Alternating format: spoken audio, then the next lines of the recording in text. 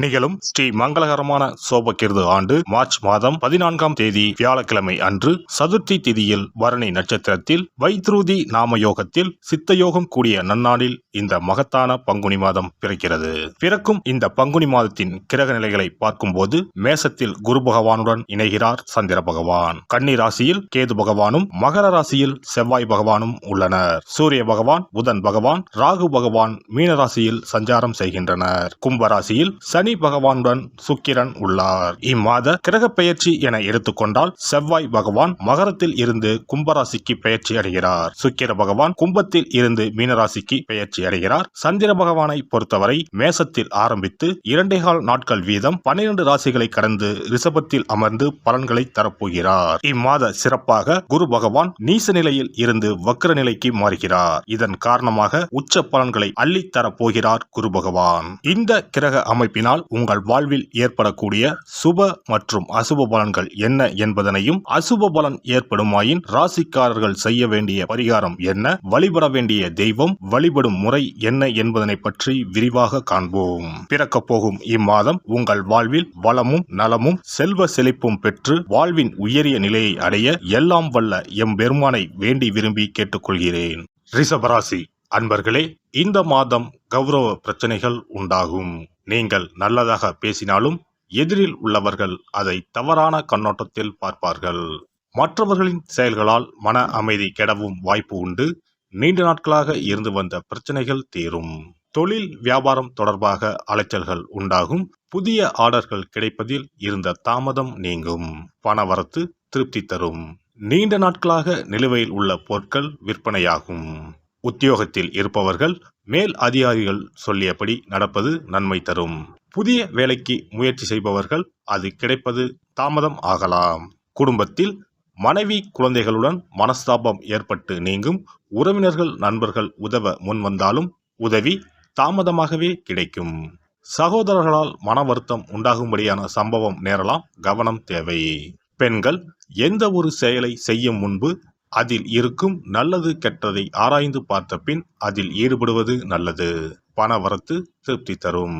மாணவர்களுக்கு கவன தடுமாற்றம் இல்லாமல் பாடங்களை படிப்பது நன்மை தரும். சக மாணவர்களிடம் எச்சரிக்கையாக பழகுவது நல்லது. கலைத்துறையினருக்கு அனைத்து விதமான நிலைகளிலும் நன்மைகள் பெறுவீர்கள். எதிர்பார்த்திருந்த வாய்ப்புகள் வந்து சேரும். புது தெம்புடன் பணியாற்றுவீர்கள். அரசியல்வாதிகளுக்கு பொன்னான காலகட்டம் இதுவாகும்.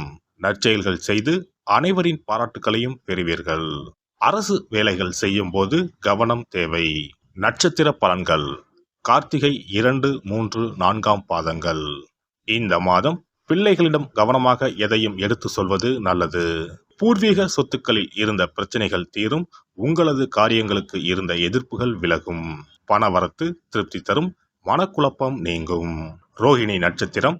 இந்த மாதம் எடுத்த காரியங்களை சாதிப்பீர்கள். மாணவர்கள் பாடங்கள் படிக்க வேண்டுமே என்ற கவலை குறையும். சக மாணவர்களின் ஒத்துழைப்பு கிடைக்கும். சாமர்த்தியமாக பேசி காரியத்தை வெற்றிகரமாக செய்து முடிப்பீர்கள். மிருகசிரிசம் 1, 2 பாதங்கள். இந்த மாதம் ஆரோக்கியம் சிறப்பாகவே இருக்கும். குடும்பத்தில் உள்ளவர்களும் மகிழ்ச்சிகரமாக இருப்பார்கள். கடந்த காலங்களில் இருந்து வந்த மருத்துவ செலவுகள் குறையும்.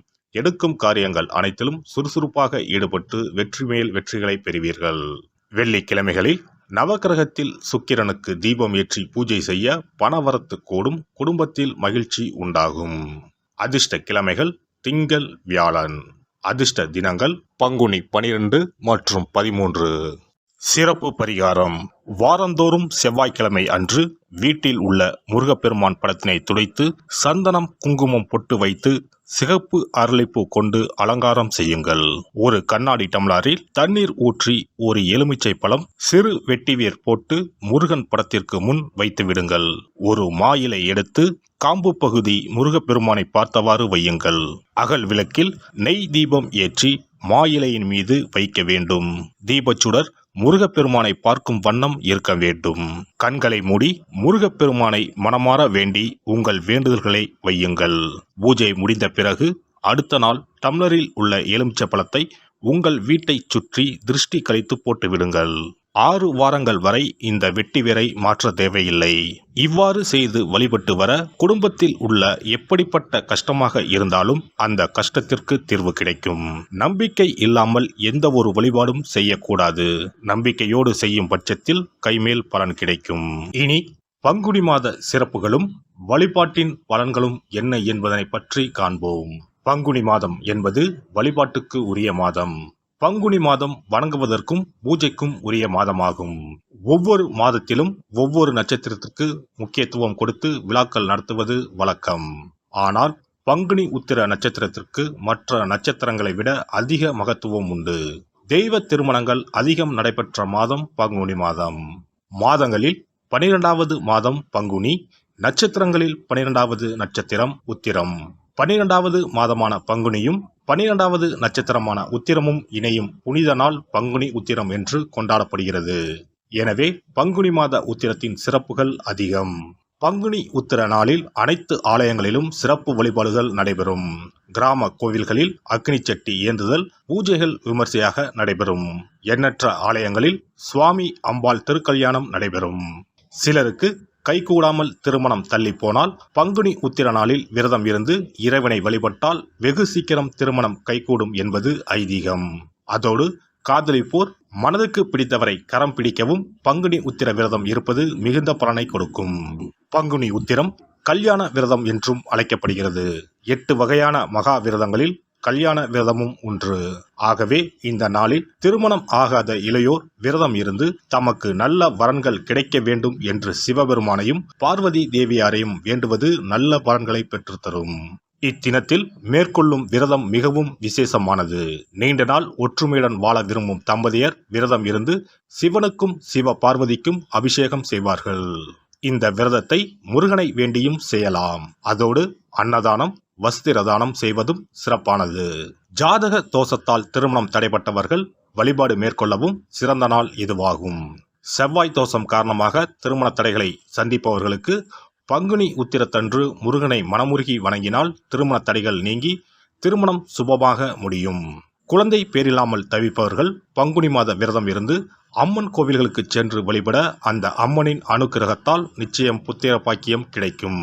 தொழில் மற்றும் வியாபாரங்களில் ஈடுபடுபவர்கள் தமிழ் வருடத்தின் கடைசி மாதமான பங்குனி மாத தினத்தில் திருஷ்டி பூசணிக்காய் வாங்கி உங்கள் வியாபார இடங்களை திருஷ்டி கழித்து அதற்குரிய நேரத்தில் உடைக்க வேண்டும். இப்படி செய்வதால் உங்களுக்கு இந்த ஆண்டு ஏற்பட்ட தோஷங்கள் அனைத்தும் நீங்கும். பங்குனி உத்திர நன்னாளில் நம்மால் முடிந்த அன்னதானங்களை செய்வது மிகுந்த புண்ணியம் தரும். எலுமிச்சை சாதம் அல்லது தயிர் சாதம் அல்லது சர்க்கரை பொங்கல் என அன்னதானம் செய்யலாம். அதேபோல் நம்மால் முடிந்த அளவுக்கு மஞ்சள், சரடு, குங்குமம், கண்ணாடி என மங்கள பொருட்களை பெண்களுக்கு வழங்குவது விசேஷ பலன்களை கொடுக்கும்.